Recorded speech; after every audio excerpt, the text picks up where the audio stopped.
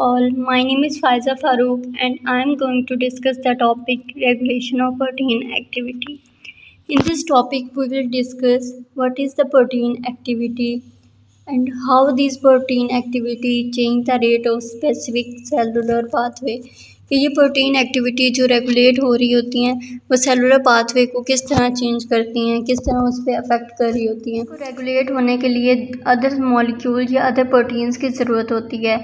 ये मॉलिक्यूल्स जो होते हैं ये स्मॉल मॉलिक्यूल हो सकते हैं जो कि प्रोटीन के साथ बाइंडिंग करेंगे और फिर इसके नतीजे में प्रोटीन रेगुलेट होना शुरू हो जाएगी। या दूसरी प्रोटीन हो सकती हैं जैसे प्रोटीन फास्फोराइलेशन, काइनेसिस या चिमरिक protein.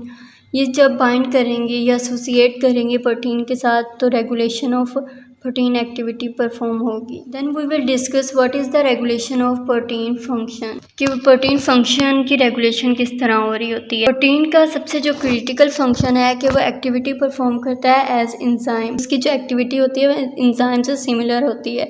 As we all know कि इंजाइम का काम होता है कैटालाइज करना प्रोटीन के रिएक्शंस को, बायोलॉजिकल रिएक्शंस को ये कैटालाइज करता है, ये स्पीड अप कर देता है रिएक्शंस को। तो प्रोटीन भी एंजाइम की तरह ही यही काम करेगी। और एंजाइम का एक की रोल ये भी होता है कि ये गवर्निंग कर देता है सेल बिहेवियर को, या सेल बिहेवियर को की चेंजेस को या उसके कंट्रोल करने में ये हेल्प करेगा।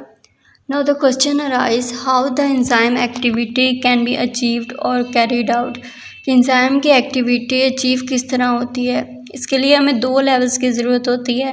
First is level of gene expression and second is level of regulation of protein function. First जो लेवल ऑफ जीन एक्सप्रेशन है इसके अंदर सेल सिंथेसिस हो रही होती है, और सेकंड जो है रेगुलेशन ऑफ प्रोटीन फंक्शन, इसके अंदर ना सिर्फ प्रोटीन के नंबर्स बल्कि प्रोटीन्स के कॉन्स्टिट्यूएंट भी डिटरमाइन हो रहे होते हैं इन रेगुलेशन ऑफ प्रोटीन फंक्शंस के अंदर। Then we will discuss the mechanism how the regulation of protein activity takes place.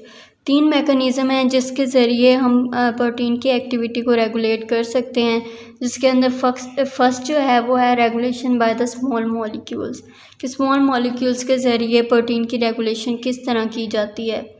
Enzyme जो है वो कंट्रोल होता है कन्फर्मेशनल चेंजेस से।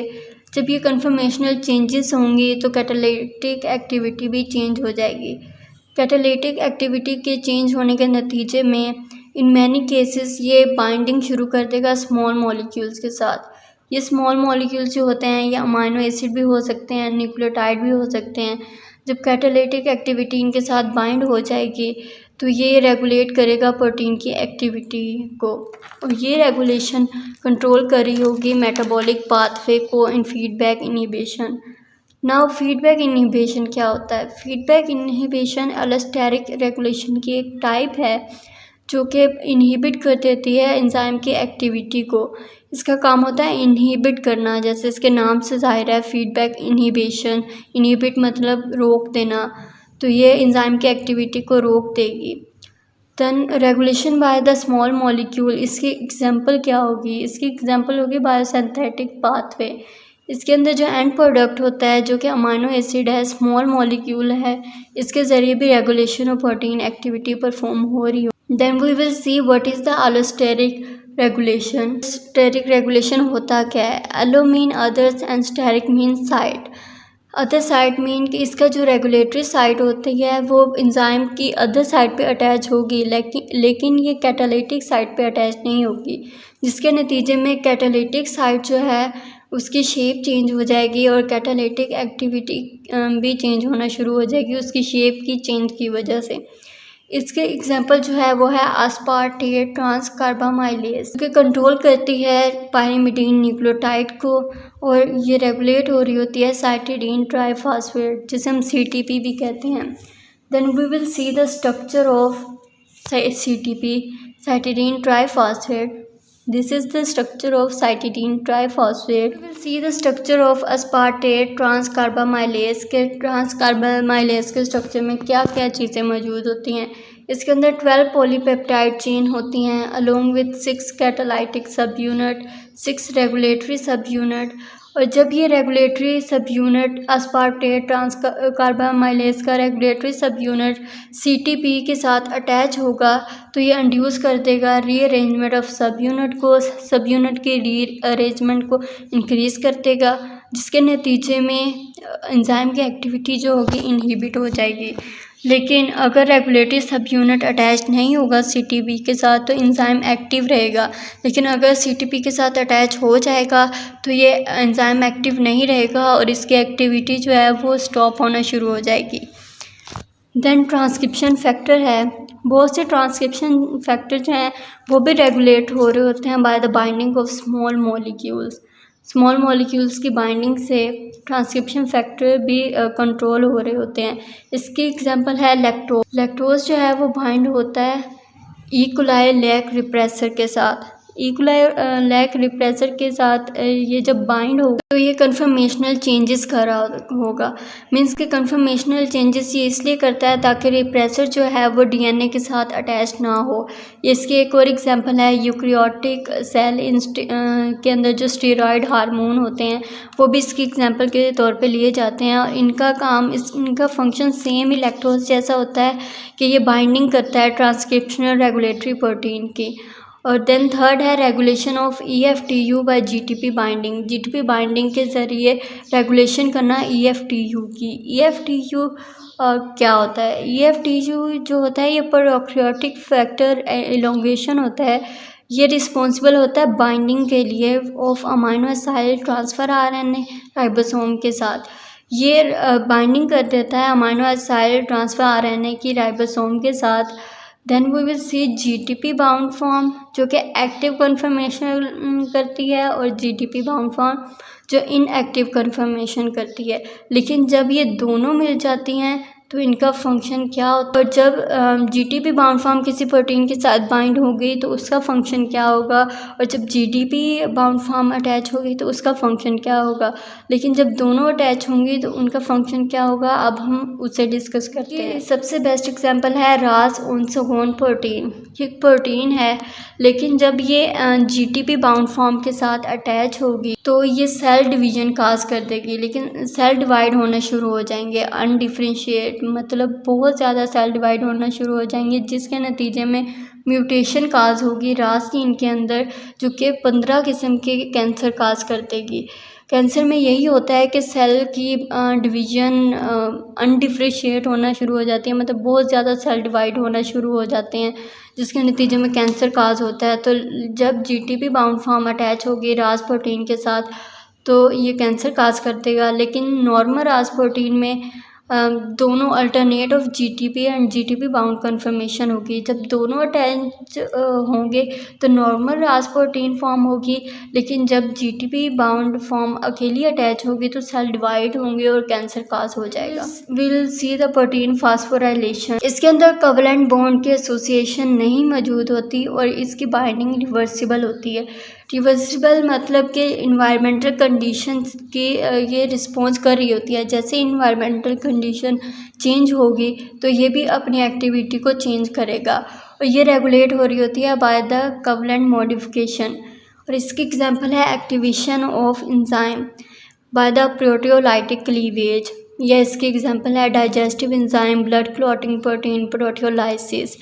Then we will see the phosphorylation. Phosphorylation जो होता है एक रिवर्सिबल प्रोसेस है जो कि एलोस्टेरिक रेगुलेशन की तरह ही अपना फंक्शन परफॉर्म कर रहा होता है। मीन्स के कैटालाइटिक एक्टिविटी से अवे होगा और दूसरी साइड्स पे एंजाइम के अंदर अटैच हो रहा होगा और ये सेलुलर प्रोटीन की एक्टिविटी या ग्रोथ को या तो इंक्रीज़ कर देगी या उसे इनहिबिट कर देगी। सी द प्रोटीन फास्फोराइलेशन जो कि रेगुलेट हो रहा होता है by the protein kinesis. Protein kinesis का काम ये होता है कि ये फास्फेट ग्रुप को ट्रांसफ़र कर रहा होता है from the ATP to the hydroxyl group, कि ये फास्फेट ग्रुप को ATP से हाइड्रोक्सल ग्रुप की तरफ लेके जाता है।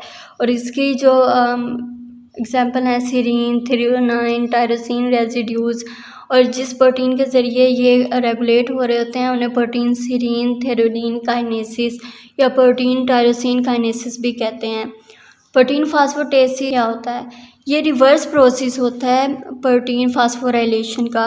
ये hydrolysis of amino acid residue करने में काम करता है और ये भी बाइंडिंग में रोल प्ले कर रहा होता है। लेकिन जब प्रोटीन काइनेसिस या प्रोटीन फास्फोटेसिस एक साथ आ जाएंगी तो सिग्नल ट्रांसडक्शन पाथवे में ये अपना रोल प्ले करेंगी।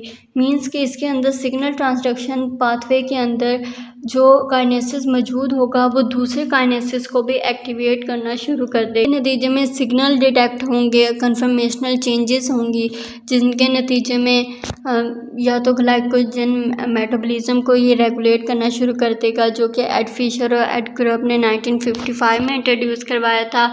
ये इसकी एग्जांपल है मसल सेल अफाइनफ्रिन, जो कि ग्लूकोज को बाइंड कर देगा, चेंज कर देगा ग्लूकोज 1 फास्फेट के अंदर। देन है कि चिमरिक प्रोटीन के अंदर रेगुलेशन ऑफ प्रोटीन फंक्शन किस तरह हो रही होती है। चिमरिक प्रोटीन जो होती है या तो ये यीस्ट के अंदर प्रेजेंट होगी या ये बैक्टीरिया के अंदर प्रेजेंट होती है। इस चिमरिक प्रोटीन के अंदर hormone binding of steroid receptor हो रही होती है, जो कि अटैच होती हैं हेटेरोलोगस प्रोटीन फंक्शन के साथ और कंट्रोल करती हैं हार्मोनल कंट्रोल को।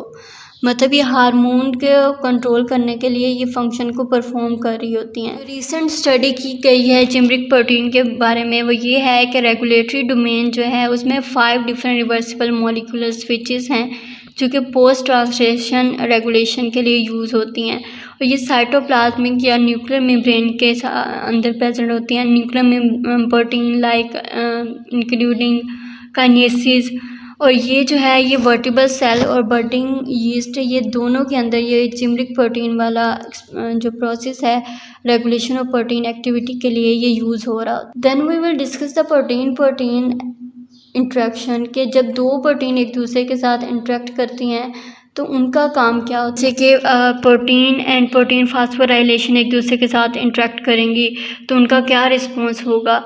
जब दो प्रोटीन एक दूसरे के साथ इंटरेक्ट करेंगी तो मल्टीपल सब यूनिट फॉर्म होंगे। जो सब यूनिट हैं ये आइडेंटिकल मतलब सिमिलर भी हो सकते हैं एक दूसरे से, या एक दूसरे से बिल्कुल डिफरेंट भी हो सकते हैं।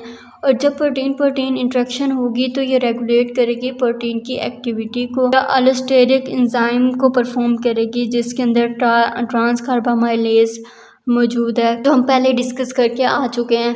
अलोस्टेरिक एंजाइम भी या इसके अंदर कैम्प डिपेंडेंट काइनेज मौजूद होगा। उसका काम ये होगा कि वो कन्फर्मेशनल चेंजेस करना शुरू कर देगा। कन्फर्मेशनल चेंजेस का मतलब ये है कि जब कन्फर्मेशनल चेंज होगा तो कैटालाइटिक एक्टिविटी भी चेंज होगी, जिसके नतीजे में बाइंडिंग होगी और फिर रेगुलेट ऑफ प्रोटीन एक्टिविटी हो जाएगी। एंड या ये कैम्प डिपेंडेंट प्रोटीन काइनेसिस जो है ये ऐसा डिसोसिएशन का प्रोसेस शुरू कर देता है। इसके अंदर AMP पाथवे भी मौजूद है जो कि एलोस्टेरिक एंजाइम के तौर पे एक्ट कर रहा होता है। And that is it for this topic. Thank you so much.